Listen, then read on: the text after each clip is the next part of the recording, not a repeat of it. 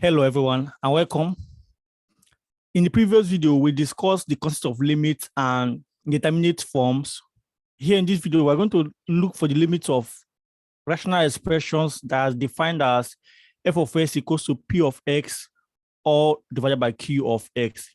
Now, these rational expressions are mostly fractional expressions, and then we demand that p and q be of the form. Let's say p of x and q of x are polynomials, and q of x is not zero.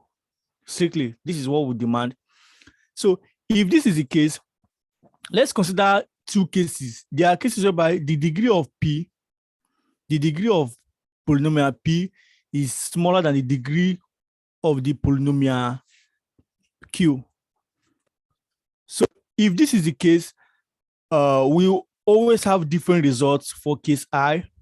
For case II, we consider when the degree of p is equal to the degree of q for polynomials p and q. And the case I, the third case, we consider when the degree of p is actually bigger than the degree of q.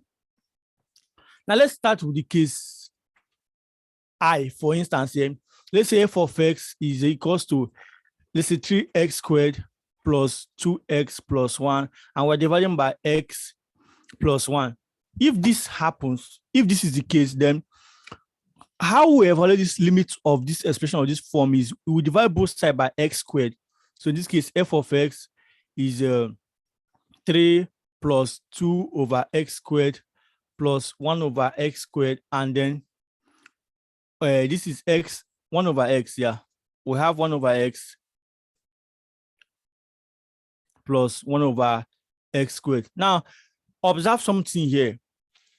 And notice that what we're looking for now is the limit of f of x as s goes to infinity. Let me put the rule over here. Okay. Our target is we want to find the limit of f of x as s goes to infinity. Now, the way we do that is if x is infinite, x squared, 1 over x squared goes to 0, 1 over x, okay, this is 1 over x cubed. Yeah, 1 over x cubed as well goes to 0. So everything here goes to 0. So we have a 3 all divided by, now this is also 0 as well. Now this is infinite. So this case tells us that for the limit of f of x, as x tends to 0, as x tends to infinity, is equals to infinity, does not exist for polynomial, for rational expressions. For rational expressions where the degree of p is smaller than the degree of q. Oh wait, I think I considered the third cases here. Yeah, I consider the case whereby the degree of p is bigger than it. So this is the third case I considered. Let's consider the first case. So this is the I case. This is the I case actually. That was a mistake from my part, but that is, we can still move on with that. So when the degree of p is smaller than the degree of q, what do we have? What do we have? This means we have f of x to be equal to, let's say we choose 2x plus 1, and then we choose 3x cubed plus 5x plus 1. Now, when f of x, when we divide by the highest power of x, that is when we divide by x cubed, so this is 2 over x squared plus 1 over x cubed, all divided by 3 plus 5 over x squared plus 1 over x cubed. So when we take the limit of f of x as s goes to infinity, this is equals to 0 above, because everything here goes to 0, and then this is 3. So this is definitely 0. So in the first case, when the degree of p is smaller than the degree of q, our limit of f of x actually goes to 0. Now, the most interesting case is what happens when degree of p is equals to the degree of q. So in this case here now, let's consider f of x being 3x cubed plus, let's say, x squared minus x to this plus 1. And then we have 5x to the third power minus 2x squared plus x minus 1. So this case, let's find the limit as s goes to infinity of f of x. So this is equals to, we divide both sides by x cubed as before. This is 3 plus 1 over x minus 1 over x squared plus 1 over x cubed. And we're dividing by 5 minus 2 over x plus 1 over x squared minus 1 over x cubed. So when we take the limit as s goes to infinity, this is equal to, everything here is 0. So 3 plus 0 and 0 going forth. And then this is 5 minus 0 plus. So everything boils down to 3 over 5. And actually, if we have f of x to be defined as a sub n x to the n plus a sub n minus 1 x to the n minus 1, and then up to a sub o, and then we are dividing by b sub n x to the n plus b sub n minus 1 x to the n minus 1 up to b sub o, then the limit, let me demarcate it, oops. So what this means is that the limit of f of x as x goes to infinity is actually equals to a sub n over b sub n. And we want b sub n to be non-zero. If b sub n was 0, we can always, if b sub n was 0, then that means f of x here is actually a case whereby the degree of p is actually bigger than the degree of q. And what case was that? Because if b sub n is 0, that means the degree of q here is n minus 1. So when we say the degree of p is bigger than the degree of q, what case was, okay, that was the third case, and this is the case whereby the limit is infinite. So if it happens that b sub n is 0, then the limit is no longer a sub n over b sub n, but infinite. So we have considered 3 cases for rational expressions, and these cases are the cases that would generally occur. Now you may ask me, what about the case of f of x being equals to x to the 7 minus 6x cubed plus 7, let's say x squared plus 1, and probably we'll have a case of x to the 7 power minus 3x cubed minus x plus 1. Let's say this is the case. The limit in this expression here is, let me put 2 here.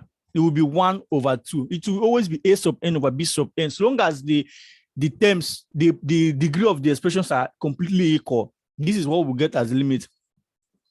Now let's look at another interesting case of limits. What about the limit of f of x? Say this is x plus 1 over x.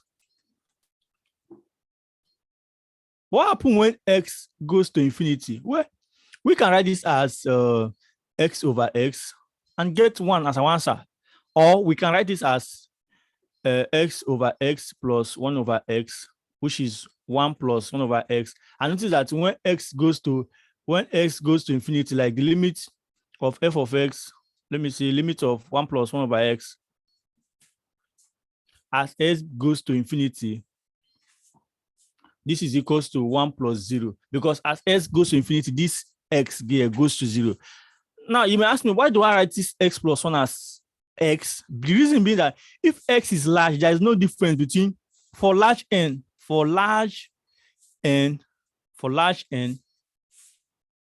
n plus 1 is equals to n. When n is very large, there is no difference between them. Like, we just say that n just approaches, how would I even put it? Like, there won't be any difference, because we're interested in a case where n is very, let's say n is 10, let's say n is 10 to the power of 10 to the power of 10 to the power of 10 to the power of 10. So even if we add 1 to this, it doesn't add any or reduce anything much from the value of the expression. So in the limiting sense, x plus 1 and x are essentially the same thing. And now when we start to evaluate convergence and divergence of series and sequences, we're going to deal more on expressions of this form. Okay, but for now, let's focus our shift attention solely to this case. Let's say we have f of x being equal to 3x cubed plus 1 and 5x cubed plus 1. Now, as s goes to infinity, f of x actually is equals to 3x cubed over 5x cubed. That's just the truth, because the plus 1 doesn't add anything. So the dominant term in this fraction, let's say if we have a fraction, let's say f of x, define it as, let's say 9x to the 7 power plus 8x to the 6 power minus 7x to the 8 power plus, no, so let's say 7x to the 4th power plus, let's say x, and we have 9x, let's say we have 6x to the 5th power minus 3x cubed plus 8x squared plus 1. Let's say that as x goes to infinity, f of x actually will go to 9x to the 7 over 6x to the fifth power, because these terms are the dominant term. This is the dominant term here, and this is the dominant term here. So when x is very, very large, these terms does not add anything much. They don't add much or they don't subtract much, as long as x is large enough.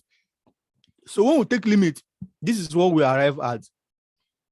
So this is the general theory concerning rational expressions. Thank you for watching, and please subscribe to the channel. Bye.